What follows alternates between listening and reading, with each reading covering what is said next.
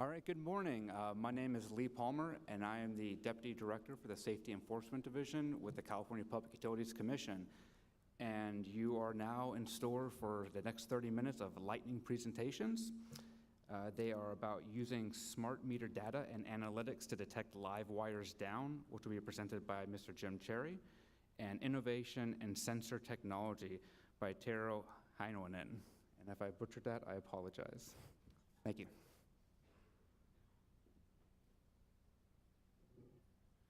Well, good morning, everyone. Thank you very much for taking a few minutes to come in and listen to what we have to say about how we're using smart meter data to help us detect live wires down. A little bit of background. It says on here, name, Cherrie, obviously. I joined Edison in 2007, and at that point, I was responsible for the deployment of the smart meters, almost 5 million meters in our territory. Thereafter, my role was to try and take that information, that data, and to integrate it into our T&D operations such that we could use that information much better, such that we could detect many different things that were going on our system. And lastly, before I start, so that I will save you from thinking about it, so although I'm based in Orange County, I'm obviously not from there long term. I'm not from Australia either. It seems to be a popular accent today. So I am, in fact, Scottish. I've been here for 20 years, hence the American accent that I now have. So anyway, hopefully this is going to work. Hi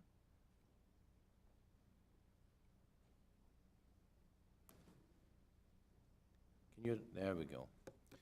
So what I'm not going to do today is to talk about smart meters and how they work and all the technical components within. But what I do want to talk about, I certainly didn't do that one. What I do want to talk about is how we are using that data. And so we have a reliability operations center based in Irvine in Orange County. And what we've really done there is to take a group of individuals with many diverse backgrounds. From telecoms to electric operations, cybersecurity, and we've co-located them in the same place.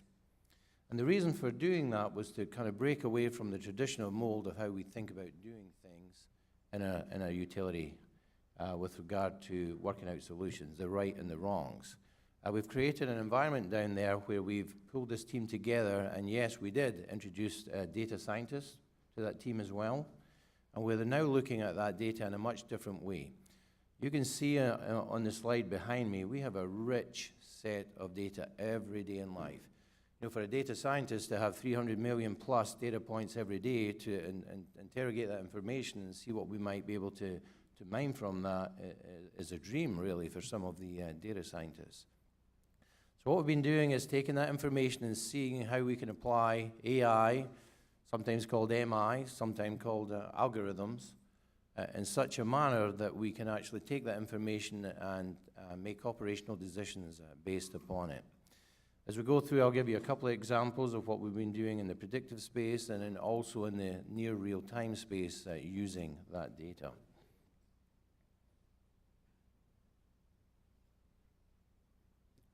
Can you move the slide, please? Thank you. So here's an example, and I think if you have listened to many of the presentations today and yesterday, one of the hard things to predict is exactly microclimates associated with weather. But one of the things that lightning likes to do is to aim for some of our transformers, which are out there, obviously, on the overhead lines.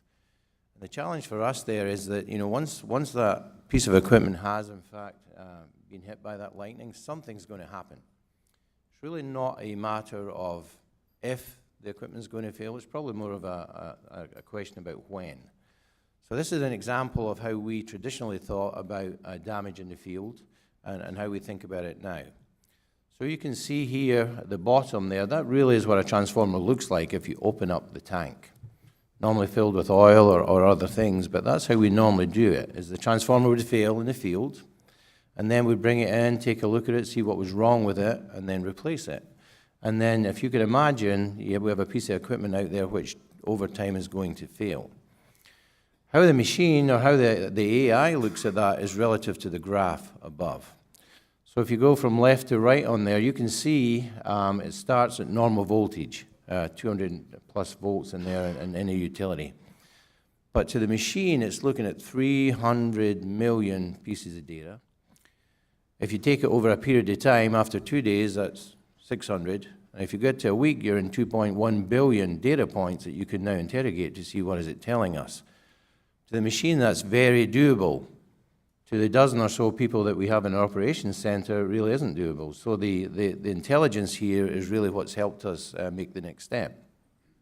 So what has happened here is that, you know, on a particular date and time, the transformer was hit by lightning. You can see there's a change. Now, the AI doesn't care what the change is. It just knows there was a change. And then again, after another period of time, you can see it's deteriorating again. So that piece of equipment is going to fail at some point in time. It would have been impossible for us to comb through the data, but now we have it set up that the algorithm is learning all the time. Every time we find yet another incident, we feed that information back into the algorithm and we're learning, we're continually learning. So now, every time that we have a piece of equipment struck by lightning, we're very confident that we're going to identify that and go and replace it before it becomes an issue. For our customers, it's more convenient as well. For them, now we can change this piece of equipment out in a planned manner. We can provide them with notification that the power is going to be off, and so it's a better customer experience as well, rather than dealing with it in real time. So there's many, one of the things when we first pulled this team together, I mean, AI has been around for a long, long time, apparently, as I read it. So I was looking for some good descriptions of what AI actually means.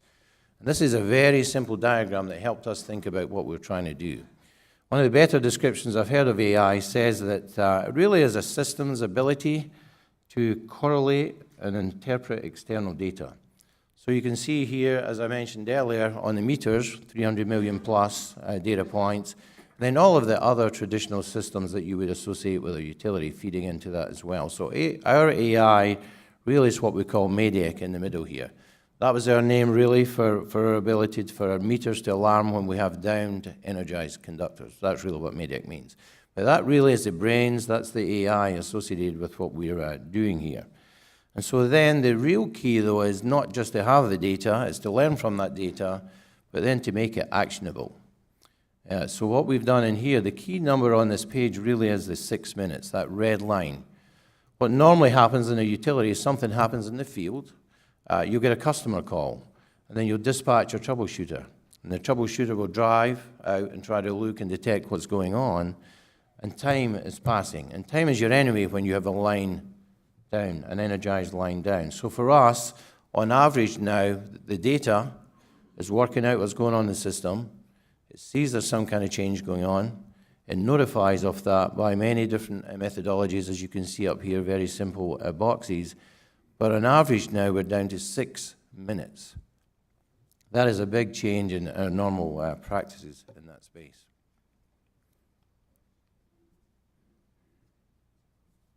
I think we need some machine code in this thing. So this is really a graphic. So for wire down, this is what we're trying to find. And it looks relatively simple if you're looking at one. If you take our territory where we have 5,000 plus circuits, 90,000 miles of overhead lines, and many, many other devices out there in the field. So how might you find that? And so for us, the real key here is to say, how might we comb that information? How might we mine that information? How do we continually get better at finding these? Because it's really okay to know what's happened. It's okay to know why it happened, but it's a whole other thing to learn about where that might be. This is some of the information that we've turned into some useful diagrams and maps and instructions for our field forces. So to the data scientist, a wire down looks like the bar chart. So for them, it's about meters going on, going off, coming back on, got different voltages. But it really is useful, but we want to be able to dispatch in real time some of our troubleshooters to the field. So you can see it's really important for us to have the graphical display of the exact same information so that we can send people to the field quickly. This one again, so in order to build your confidence, when you first use the AI, it's a bit of a challenge, right? Because we've done things the same way for a long, long time. And so over time, we wanted to build up some confidence that it was telling us the right thing. So one of the other tools we developed is this ability to replay what the meters are telling us. And I do believe that I have to ask the gentleman at the back to play the video. Can you play the video, please? So you can see here, as the meters are sending their information back in near real time, it starts to build us a picture of what's actually happening. After time, we stop looking at these replays because now we trust the data. Now we've got to a stage where most times when we get the information in, the data is telling us what's going on. And what's happening here is that this is like a density, a type of a heat map, where the green and the red are indicating when the meters go on or off. So they go off at the beginning, then they come back in and nullify themselves. But the area where you see the yellow, that's where the problem is. So now, rather than sending somebody to the field, driving around, doing traditional troubleshooting, now we can send them to the exact location we want them to start looking for that wire down. Very important when you have a live, energized wire down on the ground.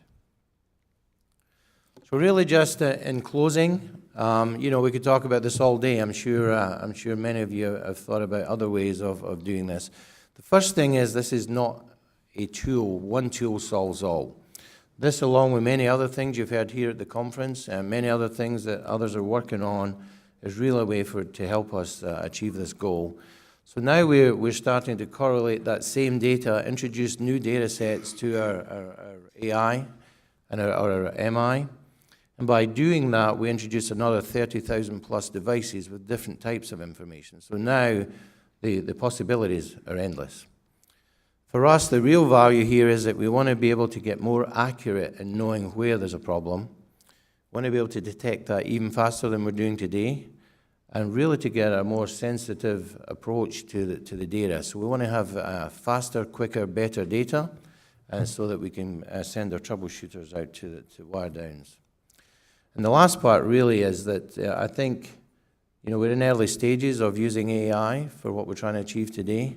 But really, the reason we've been successful is through being a little bit different and opening up. First thing was we created an environment where it was okay to fail. There really isn't many products out there you can go and buy and they're ready to use. So we set up an environment and put the right people together so that they can work it out. Not just within our company, along with others in the industry, along with our vendor partners embedded in our organization and some of you in the room today. So we've been able to get there through all of us having that same objective, which is to make sure that not one other person has exposure to danger on our system. And last but not least, again, I would like to say a big thank you for arranging this conference. It's been incredible, some of the information that's been shared today. You can see from the people in this room, the people who have presented, and those of us up here, that together, if we continue to collaborate, we can really come up with some answers to solve some of the challenges that we have out there today. So with that, I hope you've learned a little bit from my presentation, and I don't think we have time for any questions, but afterwards I'll be around if anybody wants to chat for a few minutes. So thank you very much.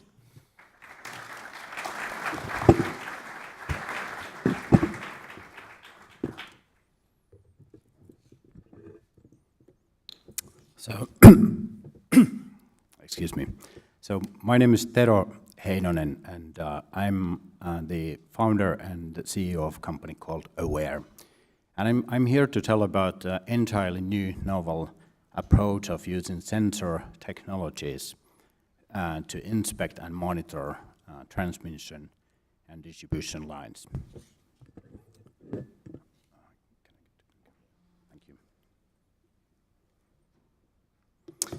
So let's start by considering first the element of transmission or distribution.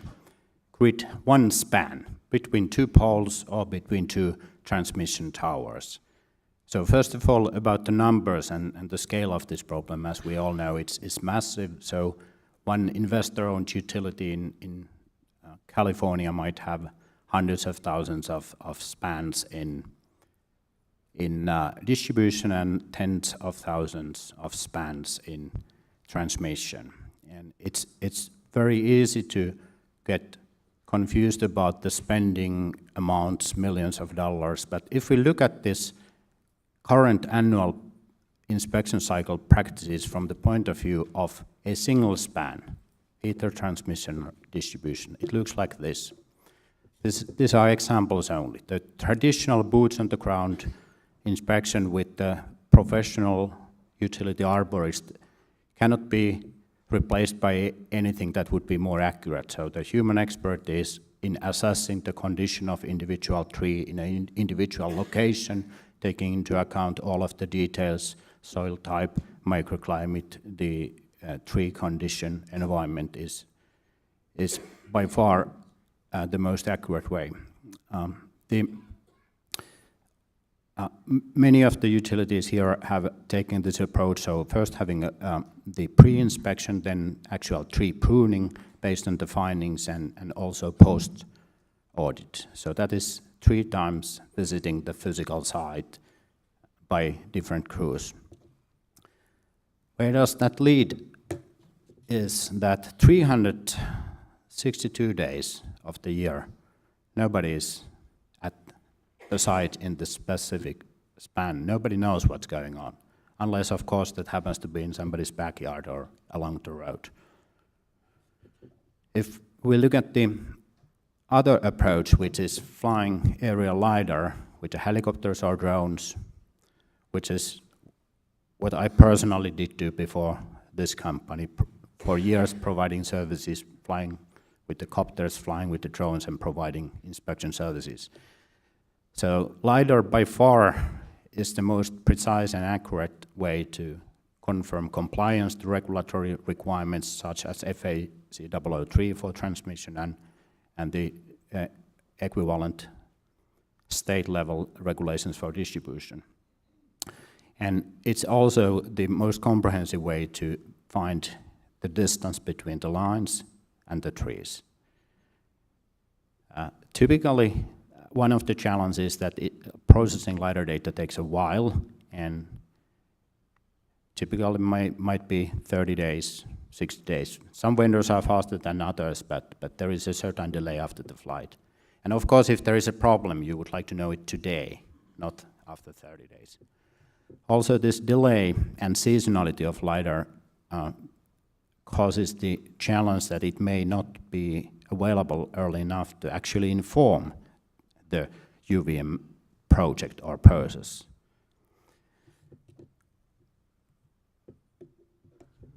If flying with the LiDAR, it still leads to same temporal density, so there actually will be only 3 days of physical visit or presence at the site, which leads 362 days uncovered. And why would that be a problem? Is because things happen between those yearly inspections. Things can happen during those 362 days.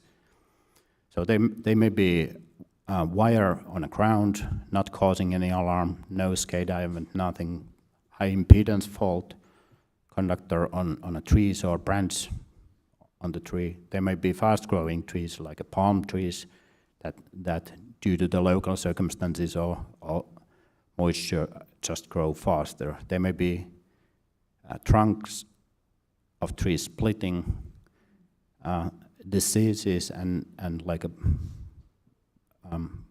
bark beetle and other pathogens might have a faster effect to the trees than it was expected. And of course the structural damage to the infrastructure itself, like the broken cross arms or poles starting leaning. All of this can happen over those days when nobody's watching. And of course, if I asked a question, is there anybody in this room who would say, no, I don't want to know what's going on in my system every day? I would be surprised. It's natural that more information, more temporally dense information, everyday information would provide more safety and security and efficiency in the operations. So this is where we propose as company aware to entirely new solution, which is to provide monitoring of infrastructure at all times in all places. And if we could do that, that would allow for us for predicting the problems better, and if we can predict, we could prevent them happening, incidents happening. The second aspect is that if we have the monitoring capability throughout the service area, we can instantaneously see what's going on wherever we need to take a look at that remotely without need to send the crew out there. And third is that if we continuously monitor, we can record, store and archive the information for further learning purposes, and also in case of an incident, that type of a data would prove to be very valuable as of evidence in case of trying to find out if there was a compliance or violation.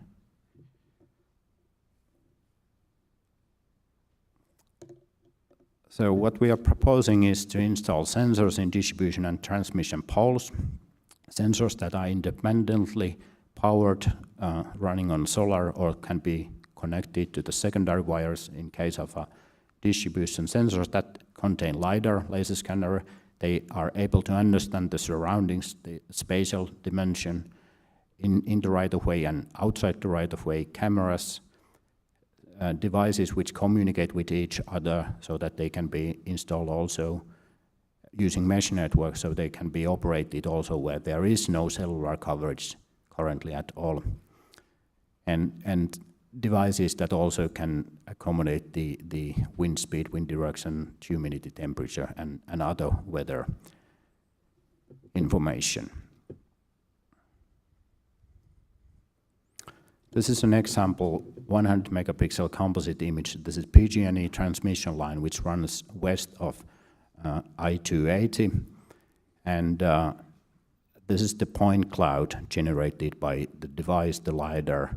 The white ones are the actual conductors that being curve fitted with the points received from the LiDAR, so we exactly know where the conductors are at that very specific moment. Anything in green is points from the vegetation, so it allows for accurately, in real time, understanding sag, sway, not based on a model, but rather based on the actual physical measurement where the conductor is at this moment. And then vegetation, ground, and buildings, and any other objects. This is a schematic picture, not actual user interface, but it is intended to illustrate that if we actually can monitor the whole area at all times, when the people come, the vegetation management, asset management, maintenance comes to the office, in the morning first they see the list of potential problems they need to take a look at, that are prioritized based on the information.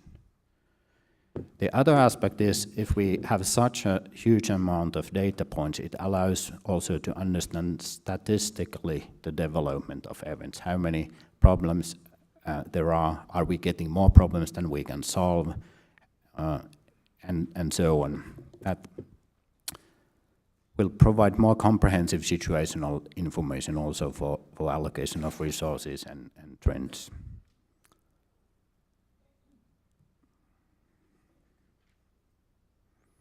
So what is new here is that 5 years ago, the equipment that is capable of providing LiDAR and this communication and cameras would have costed more than $100,000 and each. And of course, that would become an economic impossibility. It wouldn't simply be feasible to deploy at that price point. But what we at Aware did, we designed the device at the price point that it's less than $1,000, everything, including the solar, including the communication. And that's the major advance in the sensing technologies. And what it will allow complementing the existing processes. We are not proposing this would replace the aerial LiDAR or it would replace the boots on the ground. Rather, what we are proposing is that in addition to the current programs, at least in the very high-risk areas, extreme fire threat areas, Tier 3, maybe Tier 2, this would be a complementary solution to the existing processes to ensure that we would cover these 362 days that are not covered currently using the current methods. And now I give 2 examples of applications what can be done with the data that is received. So one is encroachment guard, which is an application that at every time it runs every day or several times per day, it validates that the mandatory clearance requirements have been met, either in a transmission by the FERC regulation or in the state of California, then the state regulation, the circular distance between the conductors and everything else, including vegetation. The other very powerful application is change notifier, and we also intend to apply artificial intelligence the same way as we heard in the previous presentation, and eventually teaching the AI to detect the changes that matter. These changes may be simple, maybe changes in the vegetation.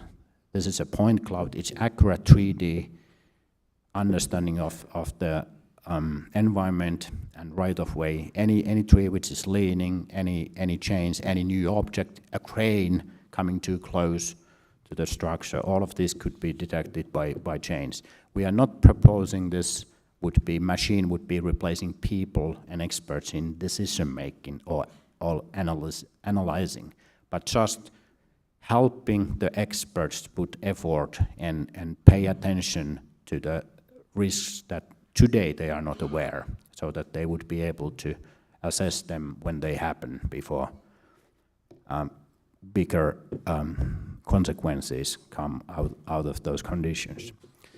So it's a novel technology, novel approach, and we are piloting this year, 2019, with selected utility customers. We are still open for further pilot projects, so in case there are utilities here that would be interested in validating and testing and giving feedback to these technologies, we are open to that, and we expect currently that these devices and the service would be available starting from 2020, which is next year.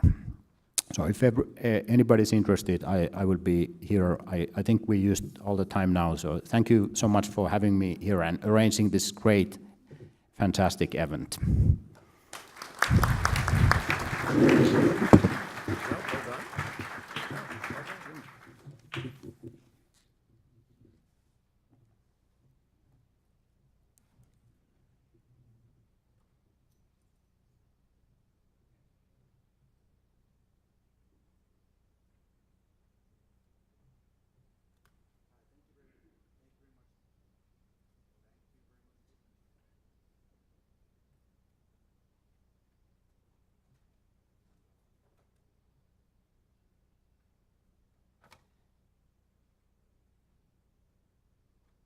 I'm waiting for the go-ahead.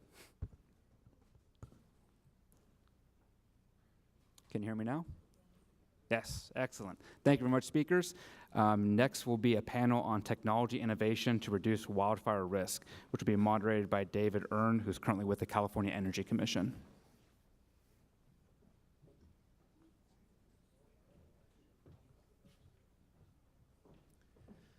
Good morning. Welcome everybody to this panel session. We're running a little bit late today, but in fairness to this panel, I'm gonna stick to the hour. So if those of you have to leave for break at noon, feel free. Fortunately, lunch doesn't start till 12:30, so we have a little bit of time to fill in. So let me introduce myself. I'm David Erne. I'm with the California Energy Commission. For those of you who don't know, we're a sibling agency to the California Public Utilities Commission. I work in our research and development division. Our research and development division has about $150 million a year that we put towards research for benefiting the ratepayers in the investor-owned utilities. The area that I lead are basically our grid-connected technologies. That portfolio has essentially been incorporating and expanding the amount of distributed energy resources that can be put onto the grid and looking for ways to make that easier to meet the state's goals. That has been primarily through microgrids, energy storage, vehicle grid integration. Last summer, our chair asked us to start taking a look at ignition prevention and seeing if we can help to identify some solutions that will improve the ability to prevent ignition from the electric system. So as part of that, I've been blessed to be able to meet a lot of different companies with a lot of different great solutions. 4 of those are up here at the podium today, or at the table, who will talk to you a little bit about their solutions and how those solutions could help prevent ignition. The focus today is really on preventing. So it's solutions that will either identify faults before they become substantial, or if there's a fault, act rapidly to address that fault in a way that can reduce the chance for ignition. So that's kind of the theme of this morning's panel. I've asked each of our panel members to talk a little bit about their technology. We'll talk for about 3 to 5 minutes each. This is a panel that we do not have detailed slides. We worked to have just focus on the conversation from the panelists, so this will be conversational. You won't see lots of data and lots of content, and I know that our panel members would have sometimes preferred to have some more marketing material up there, and I understand that, but we wanted to have this as a more dialogue-focused conversation today. So you'll just see pictures up on the screen, but the real content and the real impact will come from the speakers themselves. So let me go through and introduce each of our panel members, and I'll do the introductions first for all 4. Then we'll go from Jim down to David for them to each talk about their solutions. Then we'll go into the Q&A. I'll have a few, and then we'll turn it over to you to ask your questions for the panel members. So the first panel member is Jim Keener. He's the CEO of Sentient Energy, which is also a gold member or gold sponsor for this event. Thank you very much. Joined Sentient Energy in 2014 as the CEO. He was previously VP of Technical Services, Power Generation Division for NextEra Energy, where he was responsible for all technical and engineering activities with NextEra's non-nuclear assets. And he served as Florida Power and Light's VP of Transmission and Substations. Next to him, we have Alan Wong, who joins us from Melbourne, Australia. He's the founder and CEO of I&D Technology and associate professor at Royal Melbourne Institute of Technology. He has over 15 years of experience developing smart sensor network and power line safety technologies. As an associate professor, he leads a team that researches electrical insulation and Internet of Things-based high voltage asset monitoring. That was a mouthful. And then next to him is Tom Bialek, who joins us from San Diego Gas and Electric. He's the chief engineer there and responsible for technology, strategy, and policy for transmission and distribution. This includes equipment, operations, planning, distribution generation, and development of new technologies. He's also been recognized by Green Tech Media in its inaugural 100 Top Movers and Shakers in Smart Grid. And then last but not least is David Myers, who joins us as the VP of Feeder Automation from SNC Electric Company. He's responsible for providing for project engineering, development, and management for overhead and underground feeder automation, including switchgear, electronics, and controls. His prior roles have been as VP of Power Quality and Energy Storage and VP of Asian Pacific Business Unit. So those are our 4 panelists, and actually if you advance the slides, we had, the next slide actually had the panel members on it. Oh, I guess this was my job and I just failed at it. Miserably. So these are our 4 panel members, and then we'll start with Jim, who'll give his overview of the technology, and then we'll just work down the room. Thank you, David. Good morning, everyone. Really pleased to be here. So approximately 12.5% of all wildfire causes in California in 2016 were caused by electrical grid ignition. And vegetation contact is leading cause for that electrical grid ignition. However, there are many other causes, numerous causes, such as connector failure, equipment failure, third-party operations. There's a number of things that can cause that as well. Reliability and safety, and a lot of times people think of those as mutually exclusive issues when it comes to the electrical grid system, and they're not. Not only that, the solutions that come up that can improve reliability are also those exact same solutions that can help safety and stop wildfires from happening. Electrical grid ignition source detection is a reality today. What is that? You know, when you have a connector that starts to arc, or you have vegetation management, or wildlife, or any of those items that cause a deviation in the normal distribution of power, there's a signature. Those signatures can be captured today, and those signatures are the signatures of potential ignition sources. That exists now, and as you capture those signatures, not only can you improve the reliability of your system, you can also stop any potential start of a fire and therefore a wildfire. The same technology that drives the reliability system can be used for wildfire prevention. This is a long journey. It's a journey that we'll be taking together. It involves monitoring, it involves technology, it also involves infrastructure, as you heard Manny today, infrastructure improvement.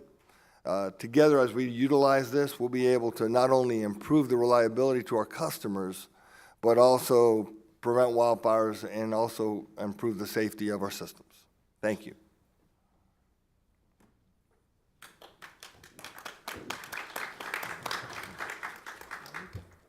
Hi everyone, my name is Wong. EFD technology, which stands for Early Fault Detection System, was first introduced to the market back in 2015 in response to hundreds of fires that took place in the state of Victoria in Australia, and also the 2009 Black Saturday fire, which killed 174 people and burned down more than 2,000 houses. Currently, the EFD technology monitors hundreds of kilometers of power line, especially in the high bushfire risk area in Victoria. Just to give you an idea of what EFD is all about, it is a 24/7, 365 days risk monitoring tools that detect network events prior to loss of energy, failure, or fire starts. What do we mean by prior to those events? For example, we have evidence where we can identify fires at least 5 weeks before they start. And one of the picture that you are seeing there is a broken conductor strength that we detected back in August 2018. And this strand was broken at 2 a.m. in the morning, and the EFD system sent out an alert and immediate action was taken. This particular event back in 2019, we call that the Kilmore East fire, killed 119 people and burned down more than 100 houses. So it is a predictive type of technology where utility can prioritize their action and make a risk assessment in real time. So what is EFD? Basically, it's made out of sensors that dispatch across the network. The sensor has a coverage area of 5 kilometers, so every 5 kilometers you put a sensor, and it can be powered by solar or main.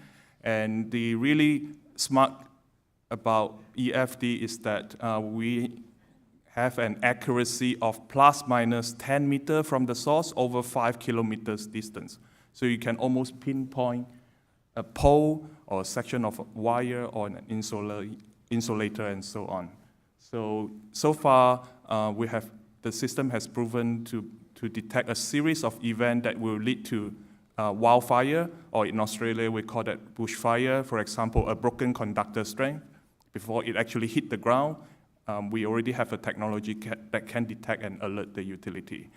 We have detected intense partial discharge inside transformer, and the transformer was replaced before a high fire risk day comes. So, and also we have detected issues on insulated cable and before the cable burned and dropped to ground. So this is a snapshot of what the system is capable of doing. And at the back of the system is a big data analytics system. We already deploy signature pattern recognition system, which allows to tell the user not only where it is, also what it is. So whether it's a transformer, a tree touching the power line, or a internal discharge inside a transformer. So that's a snapshot of what we offer. Great, thank Thanks. you.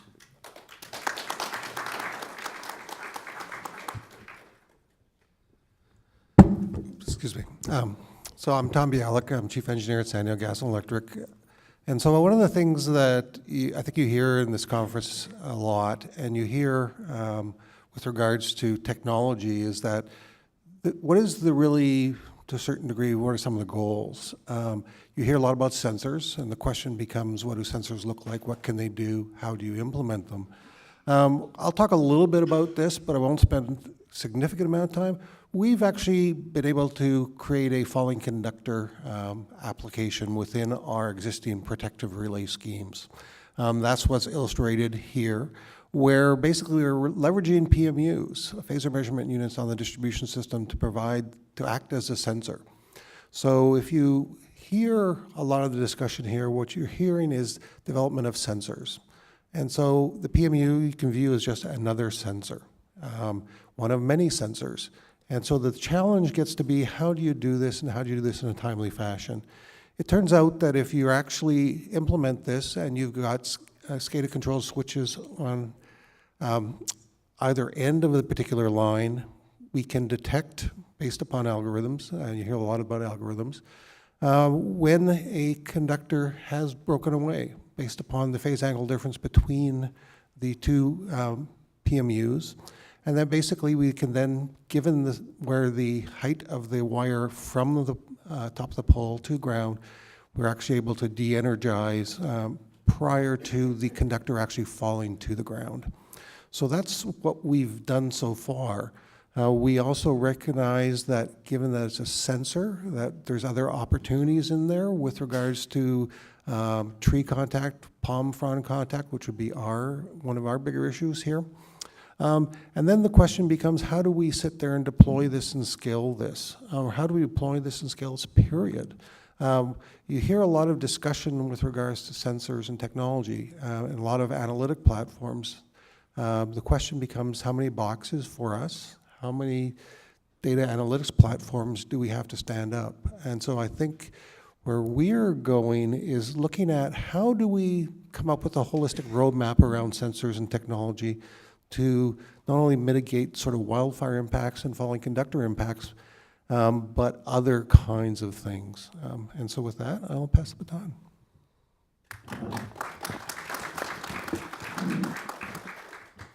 Hello, I'm David Myers with SNC Electric Company. You able to hear me? I need the microphone a little closer. Is that better? So, hi, I'm David Myers with SNC Electric Company. You heard a little bit about SNC earlier today. SNC is a company that specializes in switching, protection, and control of electric power systems. We've learned a lot at this summit about the activities that California utilities are taking to mitigate the risk of igniting fires, and there's a lot of new technology we're hearing about that helps with that. But I'd like to talk about two of the specific things we've heard yesterday and also in some of the presentations this morning. One is the practice of blocking reclosing on high-risk fire days. So this means that the power system detects the disturbance, rather than auto-reconnecting the power, as it would on a normal day, the power is turned off and not restored. This reduces the risks of sparks when you're re-energizing the circuit, but it does result in more frequent power outages. And then there's a newer approach that's being taken in some areas, which is proactively turning the power off. So this definitely is a help when there's high wind speed, humidity, and other things that may cause a high risk. But both of these things, while they're intended to reduce the amount of sparks, will increase the number and duration of outages. And in either case, whether it's responding to a fault or a power system shutout, the duration of the outages will be longer, and when the time that the lines are de-energized, there's still things that can happen. There's wind, you could have debris in the lines, there could be damage to the lines. So we heard from a number of the presenters that there's patrolling of the lines that's done. You've got to go out and look at the lines to see if there's any damage to it. These are done on foot, sometimes in vehicles. Some areas you've got to go to helicopters. We saw the drones that can go to see the things on the top. But not all of the things that can happen to the lines before you re-energize will necessarily be visible. So re-energizing the lines creates a risk of sparks if there is a problem on that line when you put it back on, no matter what reason it went off, even when you turn it off proactively. So to put this in some context, for all of the other risk mitigation things that we've talked about here at this conference, including proactively turning off the power, they could be for naught if re-energizing the system is a risky process that doesn't mitigate the risk of sparks. So the main point I want to make is S&C's post-closing technology is a low-energy method for re-energizing lines, and low energy is important because that equates to significantly less sparks. So the picture on the slide shows S&C's Interrupter post-closer fault interrupter. Interrupter is a mature technology. This has been available and used on utility systems for more than 10 years, and it's installed on power lines in place of or sometimes in addition to reclosers that are already in use by utilities.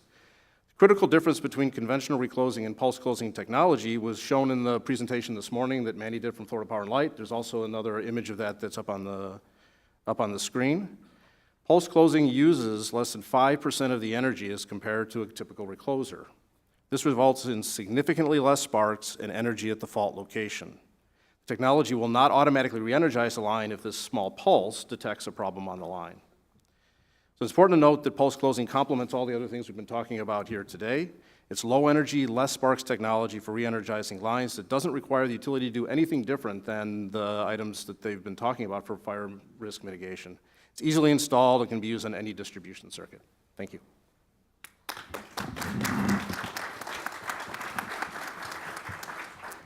Okay, I'll start with a couple of questions that I have for the panel. So I guess first question is for Jim and Alan.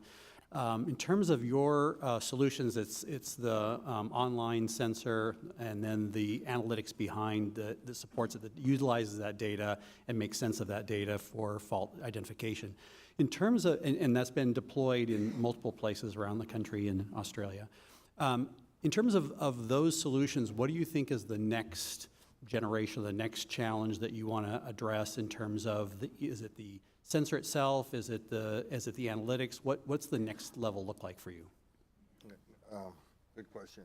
So a couple of things that's going on. Our technology actually analyzes the waveforms, looks for deviations in the waveforms and detects disturbances, or we heard the word sparks and ignition sources. So if something happens, we can actually, through a number of analytics, look at that waveform, look at the difference, and tell you that something's happening out in the field. Today, we're able to give that to the operators, and we've actually identified a number of vegetation contacts. We've actually stopped, increased reliability, and stopped potential sparks and ignition from that perspective. What we're working on now is a library of identification to be able to clearly and articulately tell you what's happening and where you are out in the field. The other thing we're doing longer term is, you heard the term PMUs. We're actually using this technology to build a low-cost distribution grade, very accurate PMU system. So, because as we get into distributed generation and other issues, you're going to need that from intelligence. So an integrated PMU system and an identification of all of these devices going forward is where we're headed. Alan? Well, I guess the next generation of technology, based on what we hear from our customer, they want something that is almost plug and play. Because when you talk about wireless sensor network, we are talking about thousands of them in the field. So, plug and play. What we have done so far is that we use a contactless technology that in the form of antenna that points to the power line. So it has a totally no contact with line. Maybe in the future there are more sensors that will be in this type of method, which shorten the installation time. And what we find is that I think in the future we need more data scientists that really understand electrical engineering. We have problem recruiting data engineers. Either they are very good at data science or they are very good electrical engineer. So we are struggling to find someone that are really good at both. So, you know, and with those people, I think there will be a lot more good technology coming to the market very soon. And we look for that at the Energy Commission too. Yes. It's a struggle. Yes. Okay, this next question I have is for Tom and David, which is your solution's a little more substantial in the size of the technology, possibly a little more expensive for implementation. You know, how do you work to prioritize the deployment of that technology, since it can't just be, you know, on every inch of the line, which is not necessarily realistic anyway, but clearly prioritization is important. So yeah, no, absolutely, and I would echo, David, the fact that, you know, and what Alan said, good luck trying to find people to do some of this stuff. It's a struggle. What we're increasingly moving towards is a large-scale deployment of technology, highly distributed throughout our system. So then the question becomes, how do you do that? Well, how do you structure a program that does that?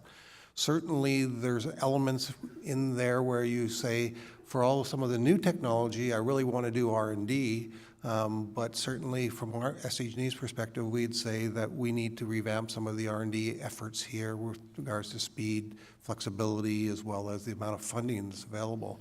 But much more broadly, if you look at what we've done with regards to weather stations, we start with deployments, we start with pilots. Based upon the results we obtain from the pilots, we then sit there and look at where does it make sense. So what we're trying to do is look at Fire Threat Zone 3 first, because that, from an ignition perspective, that certainly makes the most sense, and then looking at Fire Threat Zone 2. The challenge gets to be in those areas, what do we have? It's not just as simple, if you know where, so for San Diego Gas and Electric, Fire Threat Zone 3 is basically the Laguna Mountains, the Palomar Mountain ranges, lots of canyons, lots of areas where it's difficult to get access. And it's also difficult to get communications in and out of. And so those raise all sorts of co-mingled challenges. So now you're looking at not just a deployment of the sensors themselves, you're looking at deployment of communications, you're looking at deployments of technology, how do you get access to the actual facilities? So there's a lot of challenges to do that. And therefore, by putting together this sort of a roadmap and plan, one can actually sort of move that forward. The challenge gets to be, what does this look like? And I'll just go back to the fact that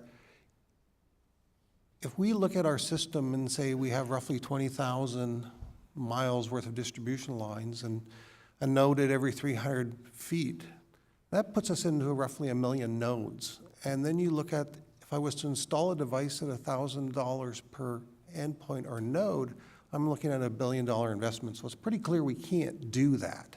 I don't think we'd be allowed to do that. So what we end up having to do is prioritize based upon risk, and so risk-based approaches. And then it becomes this question of what problem do you want to solve? Because that's going to drive the choice of the sensors and the technology. It's not going to be a one-size-fits-all.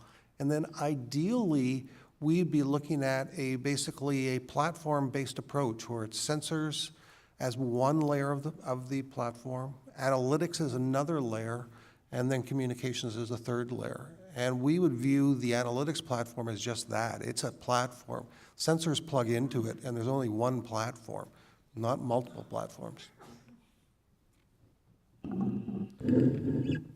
From our point of view, I mean, utilities today already use protective devices like circuit breakers and reclosers on their systems. So as to where you would deploy these, the Interrupter provides all the same functionality that you get the recloser, with the addition of the pulse closing technology. So the spots where it would fit on the system are where those reclosing locations are already today. There are opportunities to place them on strategic parts in the feeder, and they will work well with the other devices that are already there. What's this device, while it's useful for what we've been talking about here, re-energizing circuits primarily when the power's been out, it really was designed for being used on power systems in all the places you would put an automatic circuit recloser, and to take advantage of that pulsing and that testing anytime there's a disturbance. And the real advantage there is if there's a disturbance on, say, a non-high fire risk day where the power goes out, the interrupter pulse tests. If there's not a disturbance, closes back in. If it goes through its pulsing sequence with the small amount of sparks you saw there and there's a sustained problem, it'll open up and isolate the circuit. So it provides all of the benefits that you would get from reclosing with addition to pulse closing. So it's not really difficult for folks to understand where to apply this because it fits with the normal utility operating practices.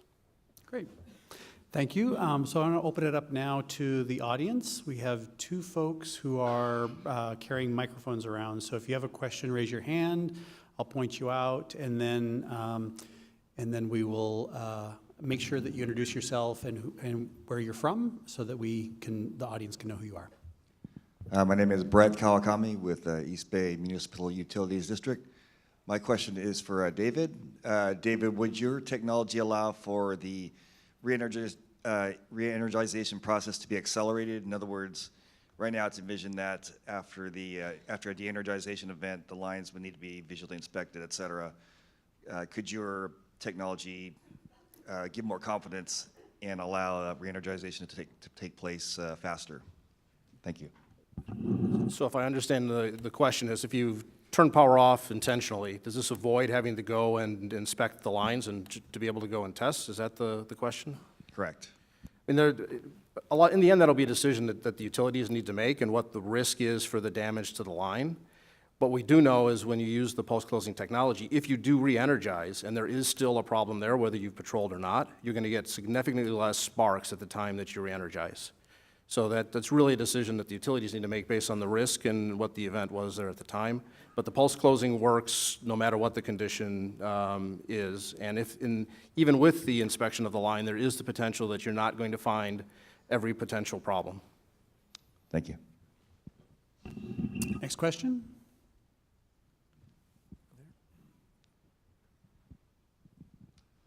Hi, I'm Mike Salazar for California Public Utilities Commission. I'm curious if you have any information on how efficient your technology is in reducing the likelihood of a wildfire event. So you have the cost of the program over the reducing the likelihood, and also if you could compare that to any kind of other technology that could be employed in reducing the consequence of spreading a wildfire, such as more boots on the ground in remote locations.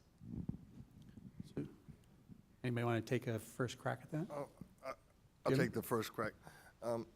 You've heard Alan talk and about trying to make modularize and get these sensors out faster, and you heard Tom talk about platforms and saying that the infrastructure platform is sensors, and then you have analytics, and from that perspective, one of the things that those platforms do, and today we have over 90,000 of our devices out. It takes about 10 minutes to put them up. They're pretty quick.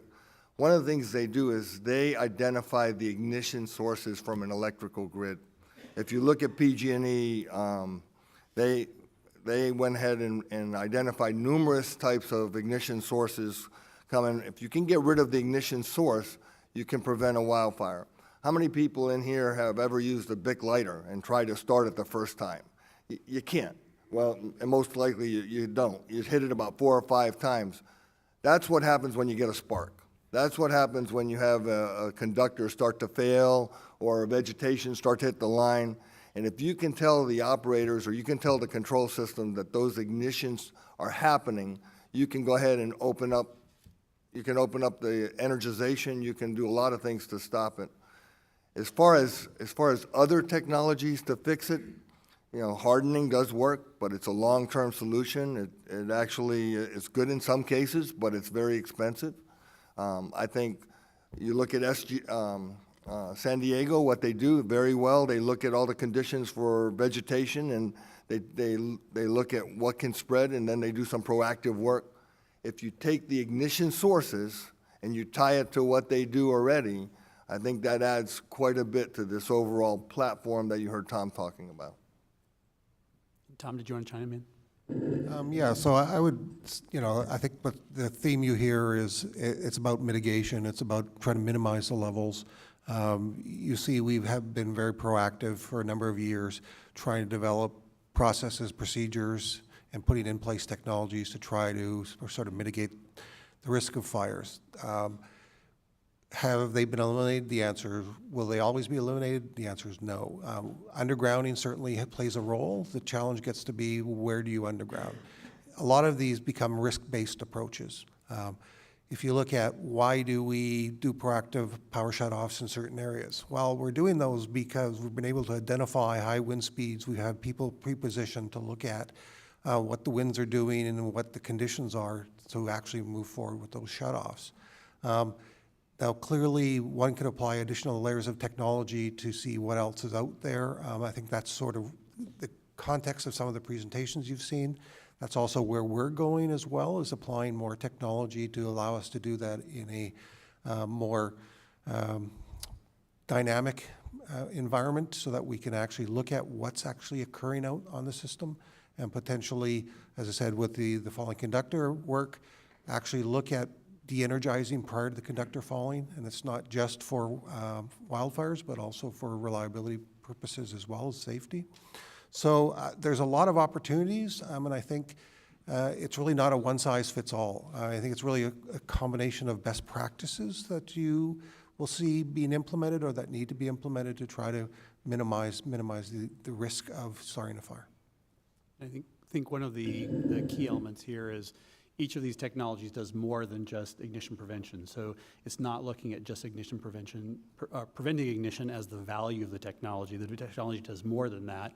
That's just one element of the technology. So you have to look at the entire aspect of what they provide. We'll go over here. Danielle Lewis, PG&E.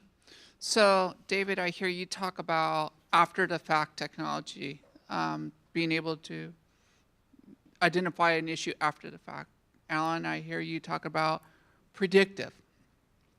David, I hear you talk about turning back on the line after an event happens.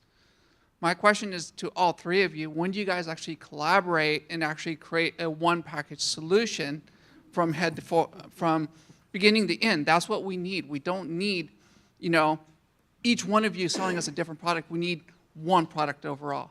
And I challenge you guys to actually come up with that solution. I challenge everyone in this room that's a manufacturer to actually do that. That's what we need. Thank you. Very important statement. Does anybody want to make a comment on that? First of all, excellent point, and I think that's the goal of all of us in the industry. I've been in this industry for a long time, but as far as having one solution, I agree with.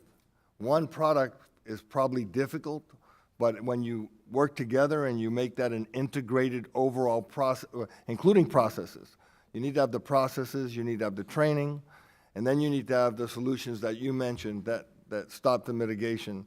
We actually, we are working with S&C, and we are working with all of these different companies that you're saying. So it is a journey, as I mentioned before, but that's an excellent point. We have to collaborate to make this happen, and we are.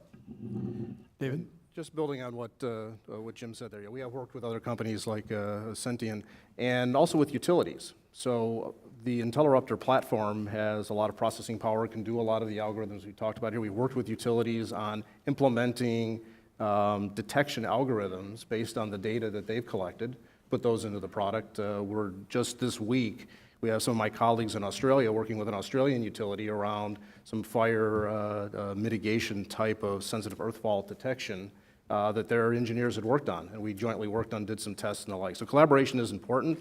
We recognize that there are a lot of good ideas out there, and it's going to take multiple people working on this problem and multiple platforms to be able to pull it together to get these complementary technologies to really get the full benefit. Okay. Next question. Yes. Hi. Mike Brozek, PDV Wireless. My question is for Tom. Tom, in your discussion, you talked about communication several times and the importance that it plays, a wireless communication system, in order to get sensor data back to the systems.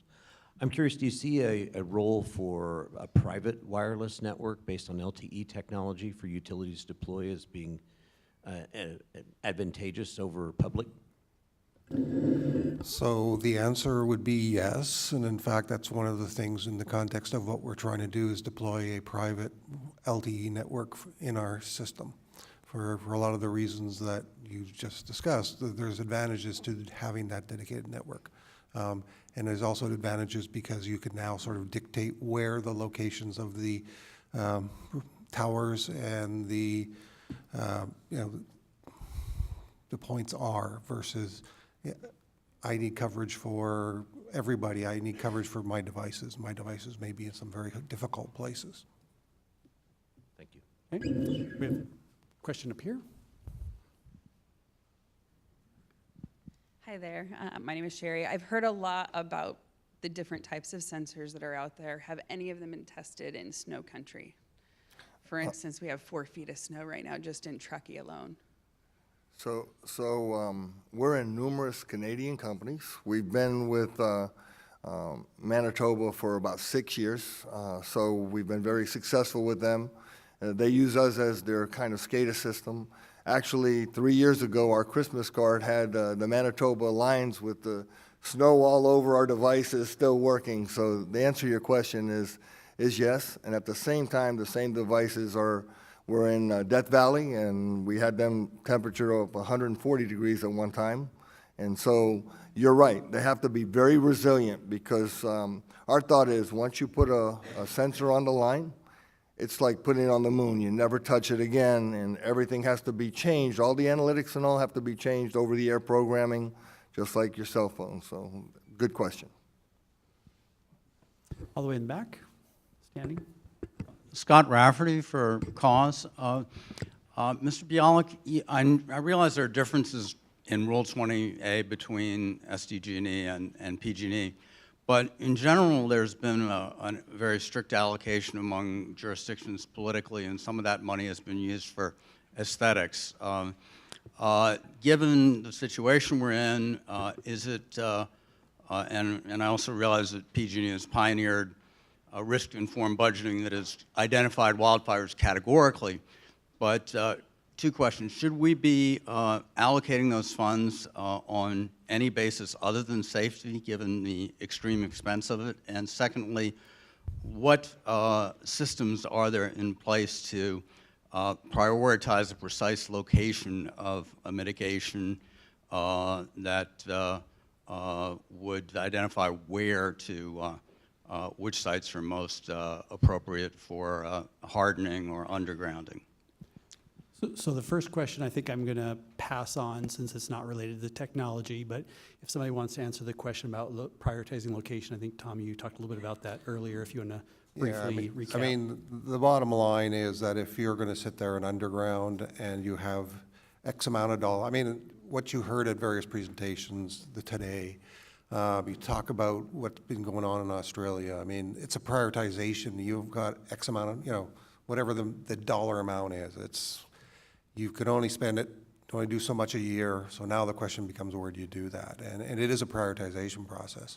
And that's what it comes down to. And particularly for wildfires, there's a whole pile of risk mitigation factors and ignition factors and other weather-related factors that would sit there and drive where you would actually do this. Thank you. And there was a question in the back in the brown sweater.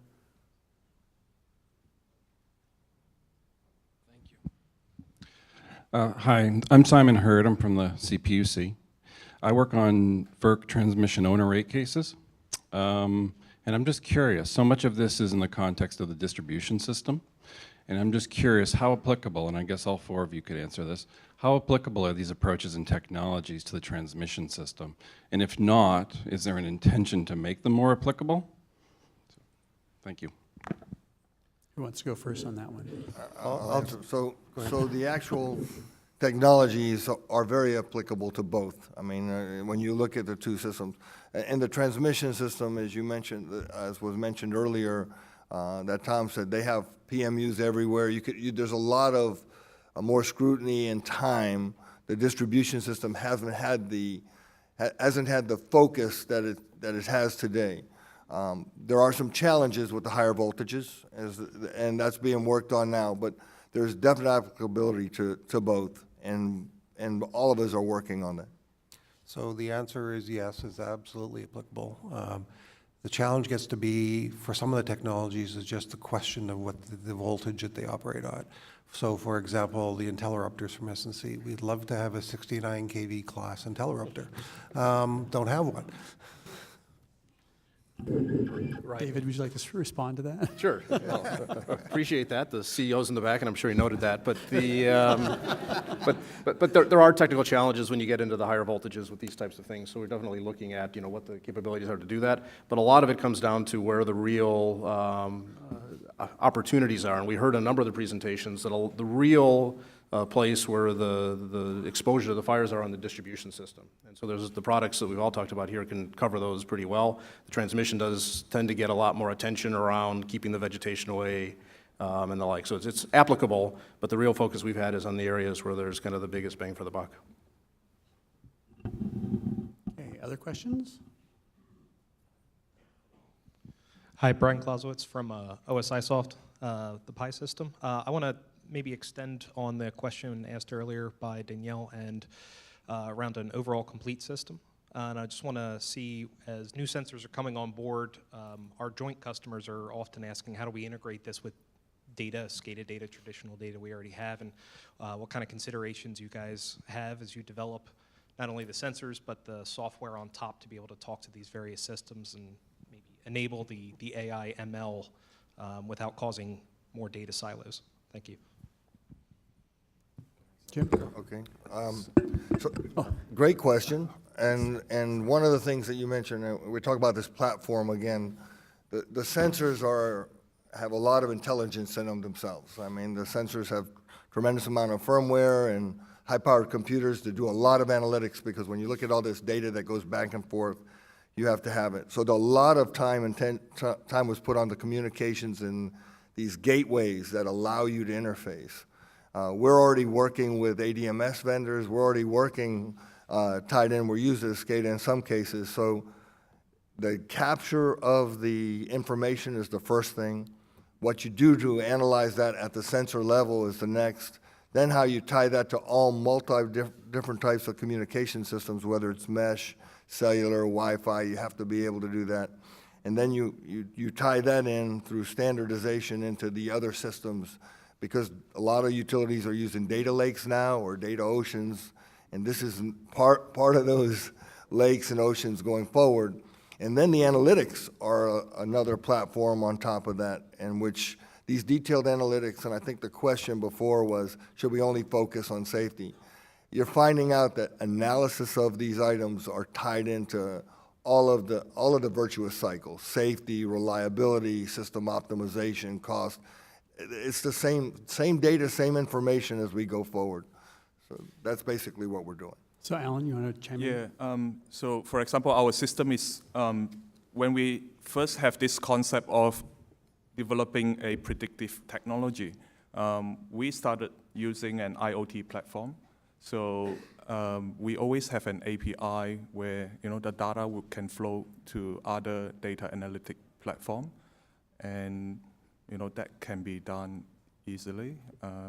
Yeah, and also the other thing is our system has integrated weather monitoring sensors, wind speed, wind directions, rain. One interesting thing that we found when we first deployed this unit is that we can even detect raindrops dropping on the power line, and we can locate them. There's a wealth of information. Initially, we thought there were flocks of birds sitting on the line, and then when we start comparing the weather information, then we learned that every raindrop carry charge, and when they hit the power line, you can actually pick it up. You can see how the rain band propagates. So there's a wealth of information. I agree that should be shared with a wider community out there, and it's for the benefit of the public safety and so on. Yeah. Question right here. You just mentioned detecting raindrops, and so I'm just curious about grid computing. It sounds like sort of the basis of grid computing. Do you think about that ever? This could be a computer? Grid Like computing. the complexity theory, information theory? That this thing is talking and it's seeing raindrops? That's a very interesting question as we go forward. Where we're at now more is we're trying to get into grid optimization and looking at there's a number of things we do in order to try to integrate with existing systems. Actually, the thought process of grid computing, I think you're a little bit into the next level. Yeah, it's kind of a fun question. But. Yeah. But I will come at it from a different direction. A lot of the type of devices we're talking about here actually put computers out on the grid. So we've got powerful processing capabilities, very accurate sensors and devices we do, the devices that Jim does and all the other companies. So you can make a lot of decisions locally at the device, which actually helps with bringing some of back of the data that you talked about. There's so much data that's available from these devices that it becomes almost impractical to be able to push this back through communication systems and be able to work with it, at least today with where we are with the communication systems. So having the computers out on the grid that can do the functions that are best done right out at that location, make decisions and provide information back to other systems through SCADA really has a lot of potential. David mentioned something that I think is extremely important, and thank you for bringing that up, David. You know, each one of the sensors that we put out in the field has a full Super Linux computer in it, but the information from one triplet, from one set of sensors, is equivalent to the same information of 1 million AMI meters. So when you think of the complexity of what we have to do with all of that information and how to transmit it and get it over, you have to do grid edge computing in order to even share that important information going forward. So that was a great point. Thank you, David. So I'd just add one follow-on piece to that. I mean, I think where you're really going with this is that it's report by exception. All it's local processing built into the devices and the sensors, and then it's report by exception because the data volumes are going to be too high, too large, and then the question is there's latency, potentially latency issues, and how to get it all back. And so yeah, it's long-term, it's a report by exception. Other questions? Oh, way in the back there, sorry. G'day, it's Ian Flatley here from Victoria in Australia. Was listening to Simon Dunstall earlier this morning, and he mentioned about why would bushfires started by power lines be so destructive, because they kill 80% of the people.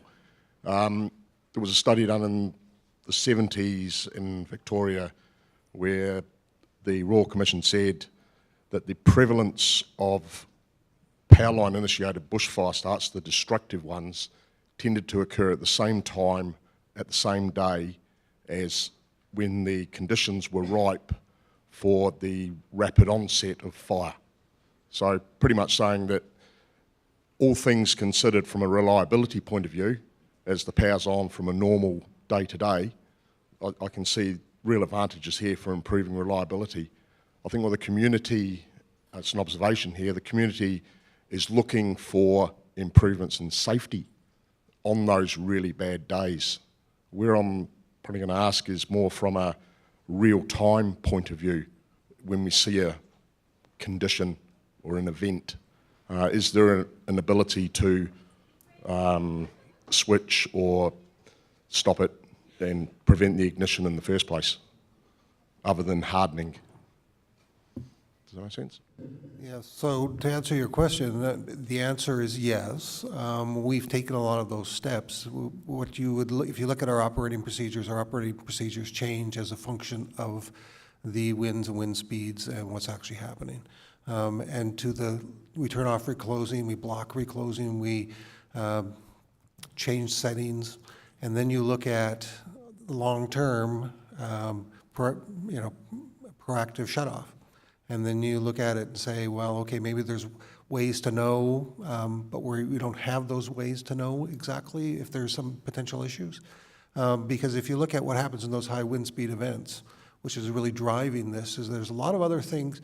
You know, people have talked about, well, you can increase the right-of-way, but if you've got a whole pile of palms with dead fronds and they come off in those winds, they sail like planes. They go a long way.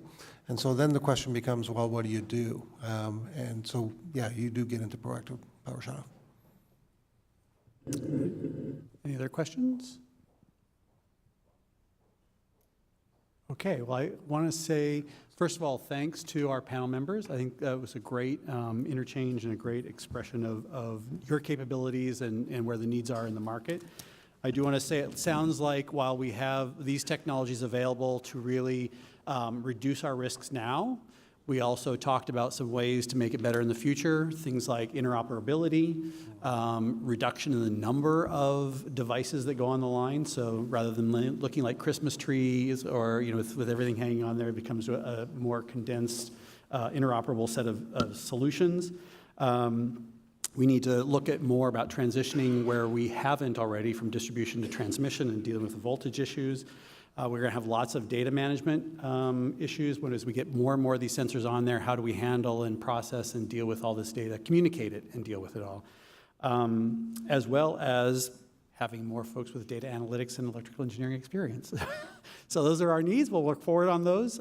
We appreciate all of your participation today. Thank you for an interesting discussion.